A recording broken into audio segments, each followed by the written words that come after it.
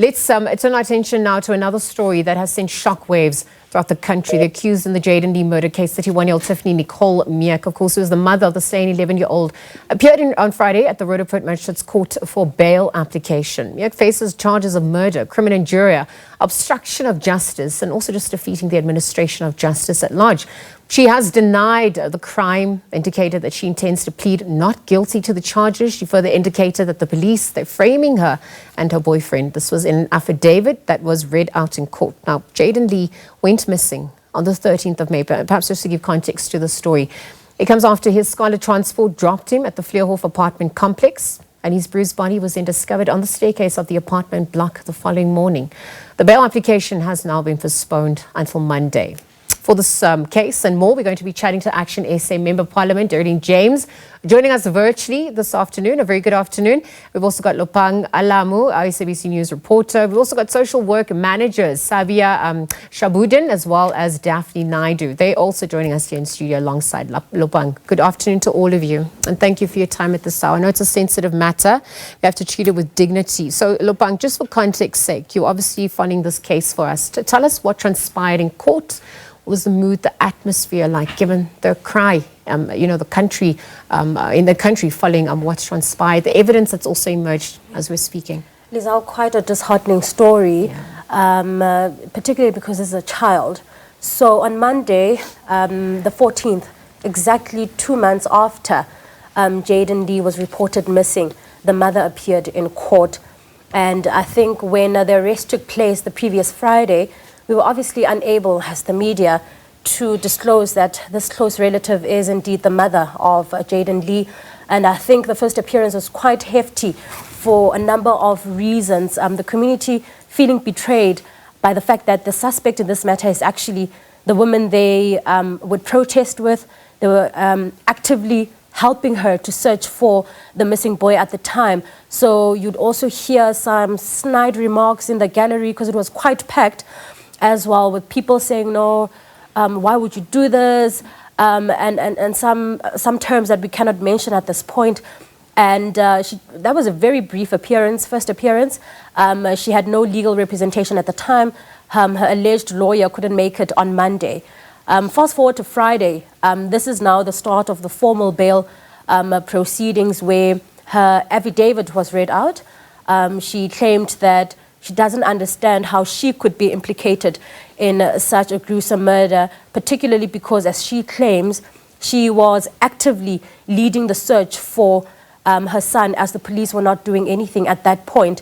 We'd also noticed that the day after Jayden was reported missing and found, his body was found, they actually led a march to the Florida police station to demand answers from police at that time, saying they're dragging their feet, where she also claimed that the police turned her away because she didn't have a picture of her son at the time. So those accusations were made towards the police. And fast forward to Friday, the community members we spoke to saying, we don't understand the betrayal they are currently going through. I'm just pleading for her to get bail so they could deal with her, not at this time certain what they want to do with her. But I think just they're demanding the answers, especially because quite a few residents and those who were actively involved in the search for Jayden were in court on Monday. But the police ensured that this time, Friday, they were actually locked out, and only a few people were allowed to go into court, including the media, luckily. So that's just the sense around the case at this point, where she was also quite emotional as she sat in the dock, saying she's going to plead not guilty. She intends to do so, and that this is a ploy to liken this particular case to that of Jocelyn Smith in the Western Cape. Those were the words she used in her affidavit. Lopang, thank you for painting that succinct picture. I know it's not been easy, and again, to your point, there's so many more questions that are emerging, more questions than answers, perhaps even just the motive behind what's transpired, but also the pace at which this is all unfolded. I want to bring Darleene James into the conversation. Just you're joining us online. I can see that our connection is not as stable. So Darleene, let's start with you before we bring our other guests in. Let's look at the arrest of Tiffany at this point. Also, just the swiftness that the justice system has treated this case. What's your reaction in terms of how this has all unfolded? In terms of the community that came out to support, the family during the march as well. Now, obviously being, having to take a step back, given now that, the suspect had revealed the mother serving as a prime suspect. Let's get your reaction.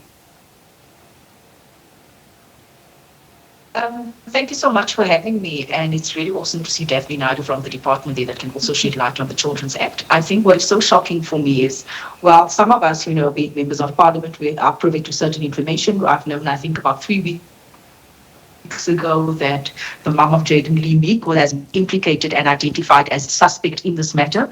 I think yesterday, as her attorney read her affidavit, what came as a shock, and I was just thinking to myself, this is the same person that rallied, that called on the support of the community when Jayden-Lee Meek went missing. Her statement was taken weeks prior to her arrest. She knew that she was embroiled in this case. Why did she not call on the support of the very community and saying, I am now being implicated in the murder of my son? So that question remains at the top of my mind. I think also from the onset, as a member of parliament, in line with the constitution in terms of our role as oversight, section 42, 55 and 57, as well as the rules of parliament basically tells us that we as parliamentarians, it is important for us to ensure that services such as South African Police Service, state organs actually executes their mandate, to serve and protect communities. And that is where I came in. I don't know if you can remember, we actually summoned, SA summoned the station commander. We've actually requested a report, from SABC to tell us how this unfolded. Did they respond immediately? Did they respond swiftly? And also yesterday, in her affidavit, she then states that SABC told her that they cannot disturb the neighbors. I found that quite shocking because it was late. There is a minor in urgent need of care and protection, and if there's reasonable suspicion that this minor is in danger, as per the Children's Act, SABC could have entered her apartment without a search warrant. So for now, that is just my concern. Why didn't she call on the community, as well as SABC's initial response to this matter? Darleene, thank you for those remarks. Saabia, I want to bring into the conversation. We've heard Lopang outline what's transpired in the case. Darleene also just weighing in, again, to more questions and answers at this point. Did the system fail Jayden at home, at school, and in the police's response from your vantage point? Well, I think if you look at it from a family perspective or an individual child's perspective, just finding him on the steps. In fact, we said to you that we did not want to speak about the Jayden case per se, because that would be contrary to our policy, one. But two, I would have to rather talk about the child protection system to you. No, absolutely. And please then, go ahead. Yeah, and then indicate if Jayden had, I'm transgressing my own issues with you.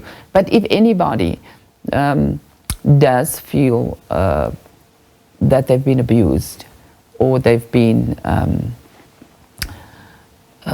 endangered and at risk, then if you report it according to the system that is there, and we have a very good system in terms of the Children's Act, we have to do our services. It's mandatory in terms of our services that we need to deal with children, protect them in terms of Section 110 of the Children's Act. And if the case was reported and the procedures were followed and there was no recourse or no assistance to that, then of course we could say, we could look to what you are saying.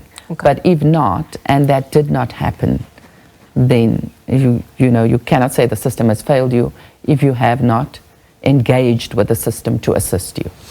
Thank you, Saabia, for that. Daphnee, I mean, we're obviously just looking at the impact this has on trust in institutions at large. And I wonder how you'd weigh in. Let's not limit it to this case alone, but some of the other cases that also come in recent months. Yeah. I think you asked a very important question. Has the system failed the child? Let's ask, who is the system? Sure. The system is firstly made up of the family. It's made up of the community. It's made up of the schools. It's made up of, thereafter you talk about government and so forth. So we had a lot of people being part of this process that should have looked at the signs, because this couldn't have came overnight. The fact that he's reported it on certain parts where there's allegations of that, it means somebody did not pick up these things. I mean, do we know the signs? Do we know who to report to? Do we know where to go for help for these things? You know, when you come to the authorities as per the legislation around who you should be reporting, that's a separate aspect. But here goes where communities comes in, because the laws can only be so far. Thereafter, we have to have where individuals within families, within communities need to take a step and say, this cannot happen in my watch. So a bigger scheme happens here is the, you know, when you look at this, a child has passed on. But there are many Jayden-Lee out there that has not gone to his at this stage. And maybe through these conversations and the activism that you see now can prevent another Jayden-Lee, can prevent another death of a child. And this conversation is important to have, because like you were saying, who is the system? And let's start with, and like I said, we have to start with families, we have to start with parents, we've got to start with the community, we've got to start with who does the child have access to when, especially with adults, it's teachers. Surely this could come in. Was the child going to school, on time? How was the child coming to school? Was the child being deliberately neglected? Did you see signs of those things? Why is it that we're not picking up the signs? Why is it that we only come at the later and at the latter stage when things are, happens at where we see now that we react? And I like the activism because it does bring out awareness. But can I also say activism needs to start at the very beginning when we see these things and we hold each another accountable, within our communities. And when you have leaders like what we've seen come on board, the leadership must come in as a prevention and awareness as well, not at the tail end. It's good to have it at the tail end because it brings about awareness, but let's have it continuously, because government has got the 365 days of activism in terms of child protection. Not a child protection week, not a child protection month, but 365 days. Because why? We see the magnitude of this problem day in and day out, and therefore we need to step in. No, it certainly sparked conversations, because we're obviously looking at the warning signs, the capacity building, to your point about teachers and community at large. Saabia, do you want to weigh in on that? I mean, some are asking whether there should be penalties for people who are not picking up on the system, given the scourge and the realities on the ground. Any thoughts on that matter? Well, it's already termed as an offence in terms of Section 305 in terms of the Children's Act, if people do not report it. That's already there in place. Then there's also, I think Daphnee will talk to that, that also offence in terms of the Criminal Children's Act. You can hear me? Yeah, loud and clear. Yeah. All right. Yes. So I think that if we follow procedure, and if the case does go, SAPS has to pick up the case in the first place, following the tail to the thread through from what Daphnee has indicated to you. Yeah. So then the case needs to be reported to SAPS. Then once that happens, then people will be criminally liable for whatever they did to anybody else, or if you have put children at risk, or you have injured or harmed children, or there are any deaths in that case. Just to add to the question that you asked, Saabia. Also, you must realize that it makes certain professionals mandatory to report.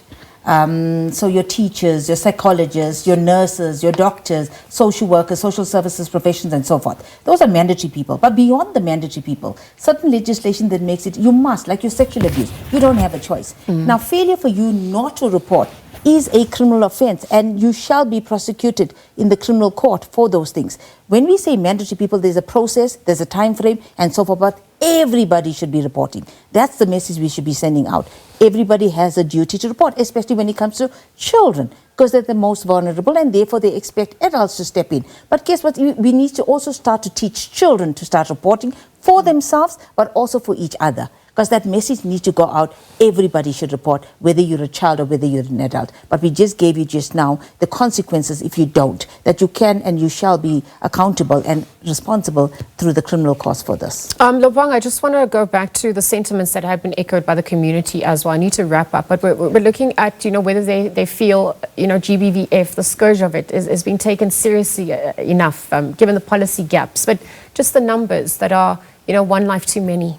Definitely, one life too many, and I think that's exactly why the story has gained so much traction, why so many people, even online, are quite worried about this particular scourge. We just moved from the Jocelyn case, and you'd remember as well, those are the only cases that have been reported. There are cases of child abuse, child neglect that aren't getting media attention. No. Now, there is someone currently going through child abuse, and you ask yourself, as they were explaining, the systems in place to guard those particular children.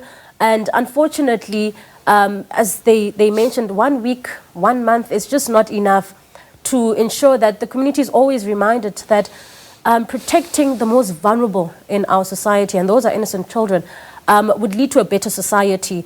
And those are children, some of them don't even know that they're being abused. They think this is the way of life. And we had one of Jayden's friends talk to us during the course of the court appearance, and all she could say was, I didn't know that he was going through this. This is quite shocking because he was always happy, he was always... So what people see here is not always a reflection of what's going on at home. Yeah, it's a developing story, and we're obviously, shocked as a nation. But let's see what action also follows from here. And to our panelists, thank you to them for joining us. Of course, Action SA member. Oh, okay, all right. Just before we wrap up, I'm being told that we're going to continue with this chat just quickly. Darleene, we're obviously looking at, as a member of Parliament representing Action SA. There have been criticisms about, policy, the gaps, the seriousness of how we're also treating, the scourge of GBVF in our country. To Daphne's point earlier on, it cannot be limited to, special days that we mark throughout the year. 365 days is the reality for everyone, every life, obviously, in line with dignity and just human rights at large. What do you think are some of those gaps? How are you going to be championing it from here into? Perhaps if we use this case as an example of many, a microcosm of the macro, issue at large. Thank you so much. So, can I go? Okay, Yes, so we in can terms hear you. of what Daphnee has just stated there, that we cannot just show up basically when we have these cases. We've got to be a lot more proactive. But in my years of activism in the community of Eldorado Park, we have found that there's many loopholes within the system, especially hailing from Gauteng Department of Social Development. We've worked closely with Daphnee, and we know that the shortage of social workers poses a great risk to the safety of these children. We've seen cases where children, as a result of shortage of places of safety, has been placed back in the care and custody of their perpetrators. We've seen how social workers only respond the next day. We've seen how social workers basically close a case and they don't follow up with the family members. Also, I want to say that, we've had the incident of the Jocelyn case in Saldanha Bay. When an incident like this happens, this is a perfect opportunity for DSD to go into that community and empower the community in terms of their rights and in terms of the Children's Act. What resources has since been deployed to Saldanha Bay to ensure that we no longer have another Jocelyn that goes missing? Here you have another case of the Fleurhof community. Has DSD actually gone into that community? Have they actually sent their social workers to empower that community, to provide counseling for their friends? Did they step up as per their mandate? And that is some of the action steps we need to take in terms of preventing and ensuring that we don't have another Jocelyn and that we don't have another Jayden within our communities. Thank you. No, absolutely. Perhaps I can get some closing remarks from all of you in view of what's transpired. You're obviously monitoring the case, Lopang. So Monday, Tiffany's back in court for that bail application. Yeah. What's set to transpire? Perhaps you could wrap and then we'll get back to our panelists as well. Yeah, so the state would just now need to respond to the affidavit read by Tiffany's legal counsel. Okay. It's going to be quite a long trial. We do know this is just the bail application hearing, so we're also expecting more details as to what actually transpired, because what we first understood was that Jayden never made it into his home, but now it's emerged that he actually was allegedly murdered inside the house and then taken out. So those are just some of the details that we are likely to hear in court. All right. Saabia, any closing remarks on the matter? Yes, I would just like to mention that it is our passion and our commitment that we put forth out there. That means that social development and all other departments, community, society at large, must take care of our children. Child protection is first and foremost. you know. And I also would like to quote a little bit from Tati Madiba, who indicated, and it's the same way we feel, or we act and we work in terms of that way, that the children are our treasure. They're really an investment. We will be gone tomorrow, but the children will remain. The children will lead. I see Darleene has brought out quite a few points that people need to be responsible. Daphnee indicated to you about that when we take responsibility for the children in terms of child protection, social development is at hand, education is at hand, health is at hand, SABC is at hand, and so many of our stakeholders and so many different departments are all at hand. But these children are our future leaders, and if we cannot, as Madiba indicates, if we cannot take care of our children, then this is a very poor, vain, a very downward wrap of society wrapping around that. So we need to really, really work together collaboratively with all the sectors so that we can protect our children. Thank you. Daphnee, in closing? Yeah, in closing, Liesl, I think I just need to say this, and this is quite important for South Africans to hear this out, that in this country, in the past financial year, we had 26,852 children being abused, of which 9,859 has been sexual abuse. Deliberate neglect has been 9,485. Physical abuse has been 3,965, and abandonment has been 595. And this came from our minister when they did the Child Protection Month. Now, why am I giving the statistics? It's because government cannot, and you hear Darleene saying the number of social workers, government cannot do it on our own. We need families, we need the communities, we need everyone to have their hands off to ensure that we protect our children. So that is the stats I want to give. We cannot do it alone in terms of social development or our sister partners or departments. Thank you. Well, there you've had it. Of course, our panelists weighing in. Also, SABC News reporter Lopang, Alamu weighing in, following the case that's obviously ongoing now. The accused in the Jayden-Lee murder case, 31-year-old Tiffany Nicole Meek, who is the mother of the same 11-year-old, appeared on Friday at the Roodepoort Magistrate Court for bail application. Meek faces charges of murder, criminal injuria, obstruction of justice, and also defeating the administration of justice. She has denied the crime, indicated that she intends to also plead not guilty to the charges, and also just further indicated that the police are framing her and her boyfriend in an affidavit that was read out in court. Jayden-Lee went missing on the 13th of May. This was after his Scarlet Transport dropped him at the Fleurhof apartment complex. His bruised body was discovered on the staircase of the apartment block the following morning. That bail application has been postponed to Monday. Again, thank you to Action SA Member Parliament, Darleene James, for joining us online, Lopang Alamu, our SABC News reporter, and of course, social work manager Saabia Shabudin, as well as Daphnee Naidoo for weighing in. Well, we're moving on to other important matters that have taken center stage this week. We're going to continue to monitor those developments as it unfolds.